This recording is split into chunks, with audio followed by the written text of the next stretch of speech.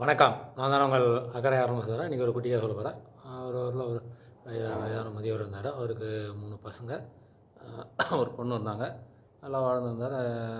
சொத்துக்கள்லாம் இருந்தது. சொத்துக்கள்லாம் பிள்ளைங்கள்லாம் பிரிச்சுக்கிட்டாங்க. பொண்ணு பையன் எல்லாமே பிரிச்சுக்கிட்டாங்க. ஒரு வயது மூப்பு காரணமாக அவர் இறந்துட்டார். இறந்துட்டு தகனம் பண்ணுற இதில் நேரத்தில் ஒருத்தர் வரார். ஏதோ பாடி எடுக்கிற நேரத்தில் ஒருத்தர் வராரு. வந்து இவர் இறந்துட்டவர் என்கிட்ட 15,00,000 கடன் வாங்கியிருக்காரு. அந்த கடனை கொடுத்தா தான் நீங்கள் பாடி எடுக்கலாம், அதெல்லாம் நான் இது பண்ண மாட்டேன் அப்படின்ட்டு விடமாட்டேன் அப்படின்ட்டு சத்தம் போடுறாரு. உடனே எல்லாம் ஆச்சரியமாக பார்க்குறாங்க. அந்த பசங்க 3 பேர் என்ன பண்ணுறாங்க, அதெல்லாம் எங்கள் கடன்லாம் கிடையாது, ஒன்றும் கிடையாது, அதெல்லாம் நான் இது பண்ண மாட்டேன், எங்களுக்கெல்லாம் பொறுப்பு இல்லை, நாங்கள்லாம் கொடுக்க மாட்டோம், அது அவர் வாங்கின கடன் அவர்கிட்ட தான் கேட்டுருக்கணும், அவங்க செத்துட்டார், அதெல்லாம் இது பண்ண முடியாது, தகராறு பண்ணாமல் போங்க அப்படின்ட்டு 3 பசங்களை சொல்லுவாங்க. பொண்ணு உடனே என்ன பண்ணுவாங்க, அவங்களுக்கு மனசு தாங்கலை. உடனே அழுதுகிட்டே போயிட்டு, ஐயா என்கிட்ட இவ்வளோ நீங்கள் 15,00,000 சொல்கிறீங்க, அவ்வளோ பணம் இல்லை, இந்த என்கிட்ட இந்த கொஞ்சம் காசு இருக்குது அப்படின்ட்டு அந்த காசை கொடுத்துட்டு மீதி பணத்தை நான் அந்த இதெல்லாம் முடிஞ்சதுக்கப்புறம் அந்த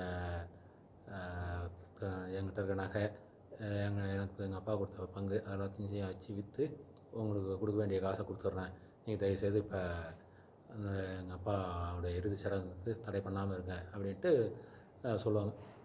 உடனே அவர் யோசிப்பார். யோசிச்சுட்டு உடனே சொல்லுவார், இல்லைம்மா, நான் உங்கள் அப்பாவுக்கு கடன் கொடுக்கல, உங்கள் அப்பா தான் எனக்கு 15,00,000 கடன் கொடுத்துருந்தாரு, அதை திருப்பி கொடுக்கணும், நான் கொடுக்கணும்போது இது மாதிரி நிலமை இருக்குது.